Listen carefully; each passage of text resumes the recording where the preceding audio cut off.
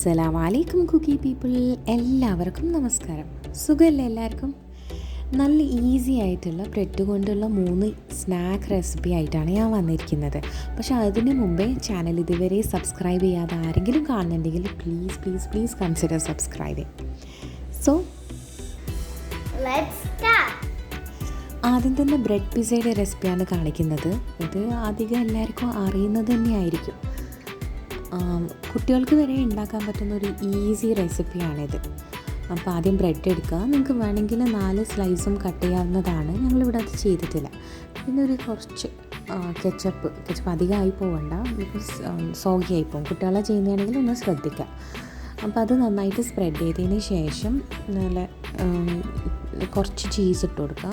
Slice ചീസോ ഇങ്ങനെ മോസറല്ലയുടെ grated ചീസോ എന്ത് വേണമെങ്കിലും ആഡ് ചെയ്യുക. സ്ലൈസ്ഡ് ആണെങ്കിൽ കട്ട് ചെയ്തിട്ട് അവിടെ വെച്ച് കൊടുക്കുക.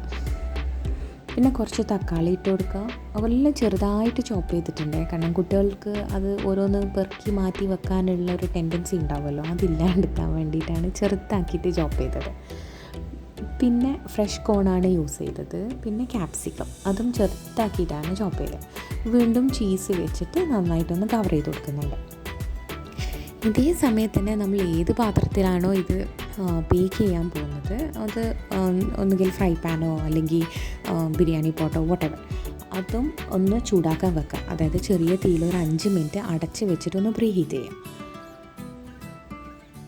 നമുക്കിത് മൈക്രോവേവിലും ചെയ്തെടുക്കാവുന്നതാണ്. ചീസ് മെൽറ്റ് ചെയ്യുന്നത് വരെയാണല്ലോ വെക്കണ്ടോ, അല്ലെങ്കിൽ കൂടുതൽ സമയം വെച്ച് ചെയ്തതിനാൽ ആ ബ്രെഡ് ഭയങ്കര ഹാർഡായിപ്പോവും.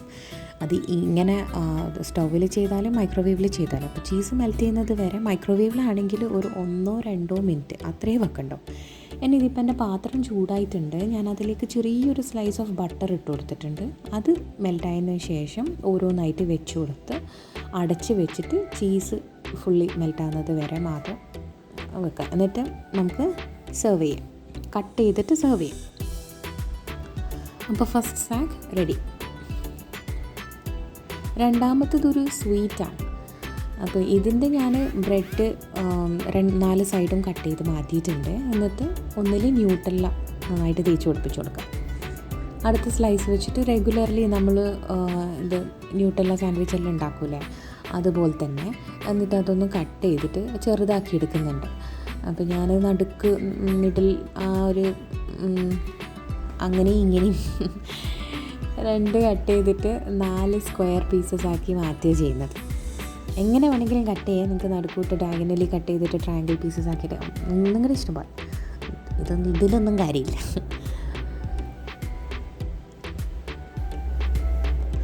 ഇനി ഒരു ബൗളിലേക്ക് 2 മുട്ട പൊട്ടിച്ചൊഴിക്കുക. ഇതിൻ്റെ കൂടെ തന്നെ ഒരു 1/2 ടേബിൾ സ്പൂൺ പഞ്ചസാര കൂടി ചേർത്ത് കൊടുക്കുക. നിർബന്ധമില്ല, പക്ഷേ എനിക്ക് തോന്നുന്നു കുറച്ച് പഞ്ചസാര ചേർത്ത് കൊടുക്കുന്നതായിരിക്കും നല്ലത്.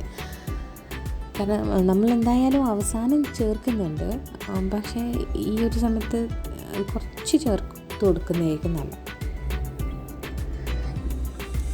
മുട്ട നന്നായിട്ട് ബീറ്റ് ചെയ്തതിന് ശേഷം നമുക്ക് ഫ്രൈ പാൻ അടുപ്പത്ത് വെക്കുക. ചൂടാക്കിയിട്ട് കുറച്ച് സ്ലൈസസ് ഓഫ് ബട്ടർ ഞാൻ ചേർത്ത് കൊടുത്തിട്ടുണ്ട്. എന്നിട്ട് ഈ ഓരോരോ ചെറിയ സാൻഡ്വിച്ച് ആക്കി വെച്ചതില്ലേ, അത് മുട്ടയിൽ നന്നായിട്ട് മുക്കിയെടുത്തിട്ട് നമുക്ക് ഫ്രൈ പാനിൽ വെച്ച് കൊടുക്കാം.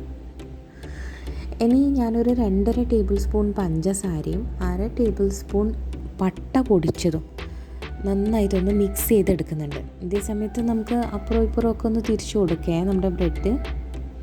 ഇനി ആ ചൂടോടെ കൂടിയിട്ട് തന്നെ, അതായത് ഇത് അടുപ്പത്തുനിന്ന് മാറ്റിക്കഴിഞ്ഞാൽ ആ ചൂടോടെ തന്നെ നമുക്ക് ഈ പഞ്ചസാര മിക്സിലേക്ക് നന്നായിട്ട് കോട്ട് ചെയ്യുന്ന രീതിയിൽ ശരിക്കും എല്ലാ സ്ഥലത്തും സ്പ്രെഡ് ചെയ്യുന്നത് പോലെ ആക്കിയെടുക്കാം.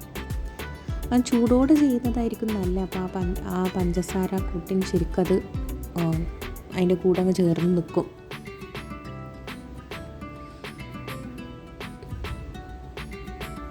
എല്ലാ ബ്രെഡ് സ്ലൈസസും ഇങ്ങനെ ചെയ്ത് മാറ്റാം.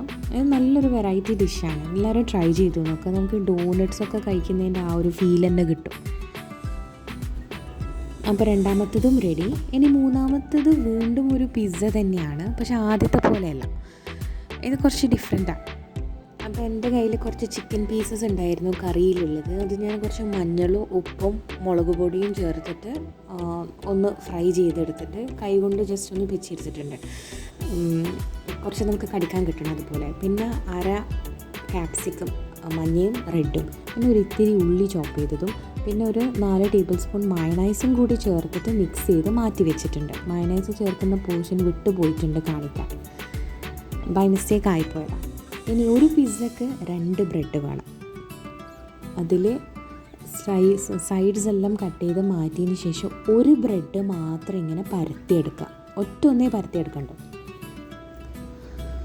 നല്ല തിന്നാവുന്നത് വരെ ഇങ്ങനെ നമുക്ക് പരത്തണം. കണ്ടില്ലേ ഇങ്ങനെ. എന്നിട്ട് ഇതിൻ്റെ മേലെ നമുക്ക് ചീസ് വെച്ച് കൊടുക്കാം. അത് മൊസറല്ലയാണ് ഞാൻ യൂസ് ചെയ്തത്. ഞാൻ നേരത്തെ പറഞ്ഞ പോലെ തന്നെ ഈ സ്ലൈസ് ആയിട്ട് കിട്ടുന്ന ചീസും നമുക്ക് വെക്കാം, പക്ഷെ അതിങ്ങനെ കട്ട് ചെയ്ത് അവിടെ വെച്ച് കൊടുക്കാം. ഇനി ഇതിൻ്റെ മേലെ രണ്ടാമത്തെ സ്ലൈസ് ഉണ്ടല്ലോ നമ്മൾ പരത്താത്തത്, അത് വെച്ച് കൊടുക്കണം. അത് ഒട്ടി നിൽക്കാൻ വേണ്ടിയിട്ട് നമ്മൾ വെള്ളമൊന്നും ചേർത്ത് കൊടുക്കൊണ്ടൊന്നും മീൻസ് പരപ്പുരട്ടി കൊടുക്കേണ്ട ആവശ്യമൊന്നുമില്ല. ഈ ചീസ് മെൽറ്റ് ആകുമ്പോൾ അതങ്ങ് ഒട്ടിക്കോളും. ഇനി ആ രണ്ടാമത്തെ സ്ലൈസിൻ്റെ മേലെ കുറച്ച് കെച്ചപ്പ് സ്പ്രെഡ് ചെയ്ത് കൊടുക്കുക.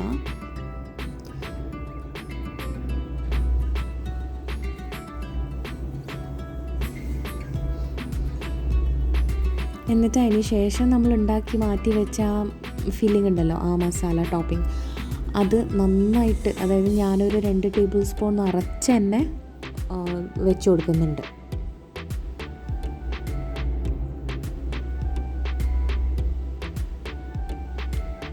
എന്നിട്ട് വീണ്ടും ചീസ് വെച്ചിട്ടൊന്ന് കവർ ചെയ്യാം. നേരത്തെ പറഞ്ഞ അതേ രീതിയിൽ തന്നെയാണ് ഞാൻ ഇവിടെയും ഇത് ബേക്ക് ചെയ്തെടുത്തത്. അതായത് സ്റ്റവ് ടോപ്പിൻ്റെ മേലേത്തെ ചീസ് ഉരുകുന്നത്, ഇതെന്നോട് മറന്നുപോയി, സോറി. കുറച്ച് ഒറിഗാനോ തൈം അതിൻ്റെ പൗഡർ കൂടി ഞാൻ ആഡ് ചെയ്ത് കൊടുത്തിട്ടുണ്ട്. അത് ഓപ്ഷനല്ല, ഉണ്ടെങ്കിൽ ചേർത്ത് കൊടുത്താൽ മതി.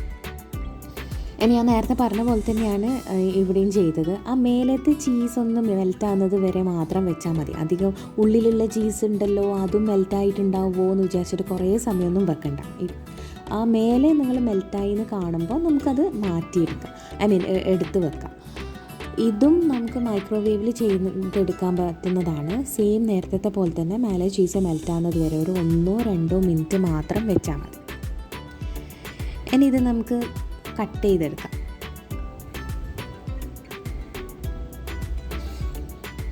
എല്ലാവരും ഇതൊക്കെ ട്രൈ ചെയ്ത് നോക്കുക. കുട്ടികൾക്ക് എന്തായാലും ഇഷ്ടപ്പെടും. പെട്ടെന്ന് നമുക്ക് ഉണ്ടാക്കിയെടുക്കാനും കഴിയും. കുറച്ച് ചിക്കനൊക്കെ ഉണ്ടെങ്കിൽ ഈ ചീസ് ബർഗർ പിസ്സ ഒക്കെ ഭയങ്കര ഈസി ആയിട്ട് ഉണ്ടാക്കാം. അവർക്ക് നന്നായിട്ട് ഇഷ്ടപ്പെടും. ഉള്ളിൽ നിന്ന് ചീസ് വരുന്ന കണ്ടോളെ.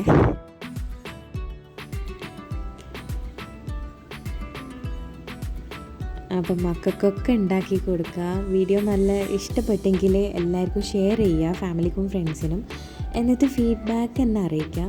ഫാമിലിയുടെ അല്ല, മക്കൾ എന്താ പറയുന്നതെന്നുള്ള ഫീഡ്ബാക്ക് കൂടി എന്നെ ഒന്ന് അറിയിക്കുക. ഓക്കെ, അടുത്ത വീഡിയോ ആയിട്ട് കാണുന്നത് വരെ ടേക്ക് കെയർ ആൻഡ് ബൈ.